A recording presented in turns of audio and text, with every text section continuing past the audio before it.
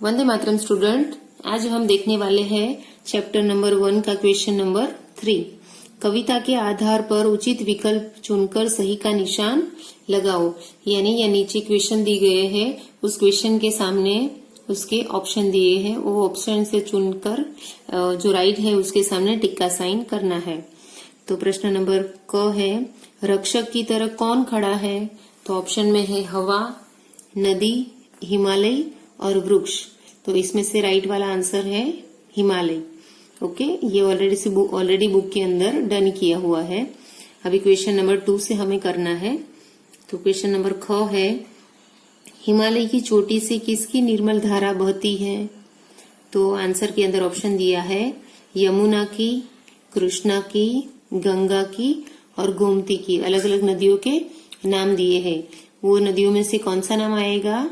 Yes, Ganga की निर्मल धारा। तो गंगा की के सामने जो बॉक्स है उसके अंदर टिक का साइन करेंगे। उसके बाद प्रश्न नंबर ग, वन में कौन सा पक्षी बोल रहा है? तो उसके अंदर ऑप्शन है तोता, कोयल, चिड़िया या कबूतर। तो इसमें से राइट आंसर आएगा कोयल। तो कोयल के सामने वाले बॉक्स के अंदर हम टिक का साइन करेंगे। उसके बाद प्रश्न नंबर घ, तन मन धन से भी अधिक प्रिय क्या लगता है? तो उत्तर के अंदर ऑप्शन है भारतवर्ष, जापान, अमेरिका और नेपाल। इसमें से आंसर आएगा भारतवर्ष। ओके, अब देखेंगे प्रश्न नंबर 4, कविता की पंक्तियां पूरी करो। यानी यहाँ पे कुछ पंक्तियां दी गई है जो अधूरी है, उसको हमें कविता के हिसाब से इसको फिल करना है। क के अंदर लिखा है खाली जगह जिसकी चोटी से खाली जगह धारा। तो इसके अंदर कौन सी पंक्ति आएगी?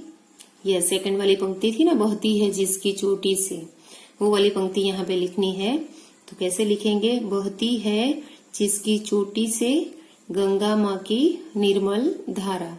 ओके, फिर पंक्ति नंबर ख, यही हुए थे फिर ब्लैंक्स, गूंजी यहीं पे फिर ब्लैंक्स। तो यहाँ पे आएगी पंक्ति, यही हुए थे राघव सीता, गूंजी यहीं पे पावन गीता।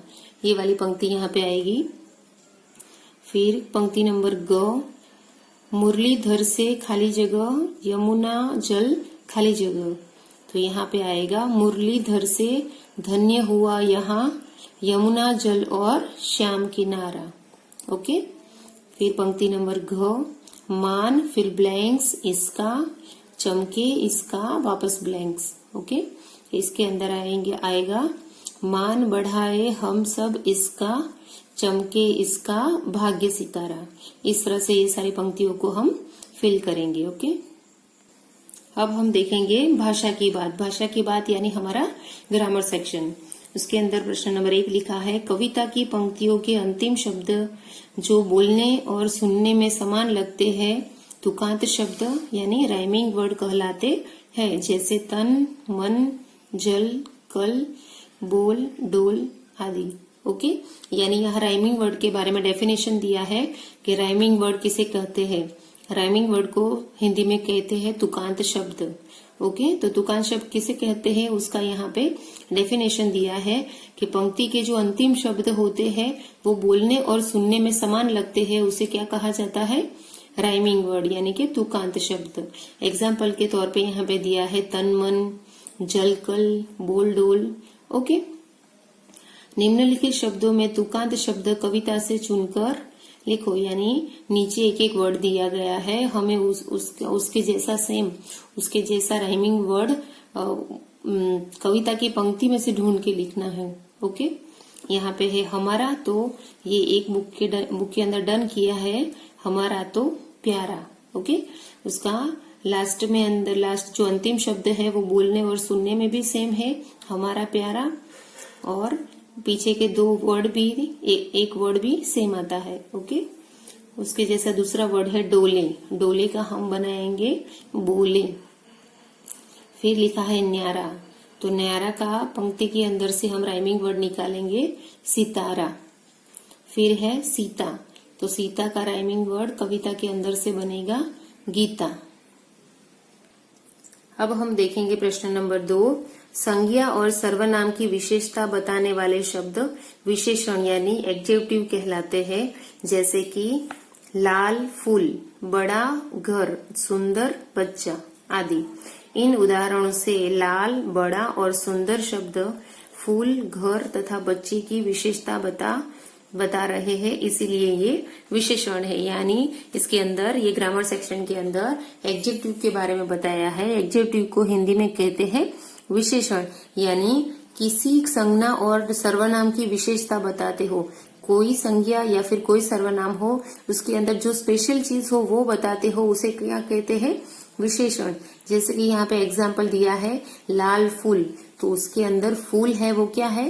संज्ञा है, जबकि लाल क्या है? उसकी विशेषता बताने वाला वर्ड है। फूल तो है, बहुत सारे फूल है, पर ये वाला फूल है वो क्या कैसा है? लाल रंग का है, यानी वो फूल की स्पेशलिटी बताता है, यानी विशेषण बताता है, इसीलिए लाल फूल के अंदर विशेषण बनेगा लाल। वैसे ही बड़ा घर के अंदर घर तो है पर कैसा है? बड़ा है, तो बड़ा शब्द क्या बनेगा? उसका विशेषण, उसकी विशेषता बता रहा है। वैसे ही सुंदर बच्चा, बच्चा तो है पर कैसा है? सुंदर है, सुंदर उसकी विशेषता है, यानी वो बनेगा हमारा विशेषण। ऐसे ही हमें उदाहरण के अनुसार विशेषता बताने वाले शब्दों को रेखांकित करो तथा सामने लिखो। हमें उसके जैसे यहाँ पे 4 सेंटेंस दिए गए हैं, वो सेंटेंस के अंदर से हमें ऐसे विशेषता वाले शब्द ढूंढने हैं और सामने वाली कॉलम में लिखने हैं। पहले वाला सेंटेंस है गंगा माँ की निर्मल धारा, तो उसके अंदर धारा तो है पर कैसी है धारा? निर्मल है। ओके, तो निर्मल उसकी विशेषता हुई, कोई जरा भी मलिन नहीं है, एकदम निर्मल पानी है, तो धारा कैसी है? निर्मल, तो निर्मल उसकी विशेषता हुई। तो यहाँ सामने वाली कॉलम के अंदर निर्मल लिखा हुआ है, एक बुक के अंदर पहले से डन है। दूसरे से हमें करना है ठंडी मीठी हवा जो डोले। ओके, तो इसके अंदर हवा तो है पर कैसी है? ठंडी और मीठी, तो विशेषता क्या बनेगा? ठंडी मीठी, तो सामने वाली कॉलम के अंदर हम ठंडी मीठी लिखेंगे। फिर सेंटेंस नंबर ग है वन में काली कोयल बोले, तो उसके अंदर वन और कोयल ये नॉर्मल चीजें हैं, पर कोयल कैसी है? उसकी विशेषता क्या दी गई है? कोयल काली दी गई है, तो यहाँ पे विशेषण बनेगा काली, तो काली शब्द हम यहाँ पे लिखेंगे। उसके बाद सेंटेंस नंबर घ बहती मीठी सुगंध धारा। ओके, सुगंध की धारा तो है पर वो कैसी है? मीठी है, मीठी उसकी विशेषता हुई, तो मीठी शब्द हम लिखेंगे यहाँ पे। ओके, अब हम देखेंगे प्रश्न नंबर 3, उदाहरण के अनुसार वाक्य लिखो। यानी पहले वाला एग्जाम्पल हम देखते हैं, उसके हिसाब से हमें पता चलेगा कि हमें आगे क्या करना है। क लिखा है बहती है जिसकी चोटी से, यानी ये कविता की पंक्ति है, और सामने क्या लिखा है? जिसकी चोटी से बहती है, यानी कविता की पंक्ति का सेंटेंस बना दिया है, तो हमें भी ऐसा ही करना है। सेकंड वाला है यही हुए थे राघव सीता, तो ये कविता की पंक्ति है, उसमें से हम सेंटेंस बनाएंगे राघव सीता यही हुए थे।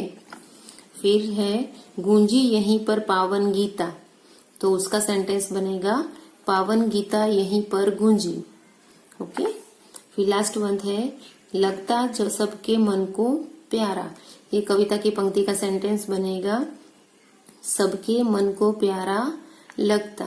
ओके, तो यहाँ पे एक्सरसाइज खत्म होती है, ये चैप्टर की सारी एक्सरसाइज यहाँ पे खत्म होती है। नेक्स्ट वीडियो के अंदर हम न्यू चैप्टर की तरफ आगे बढ़ेंगे।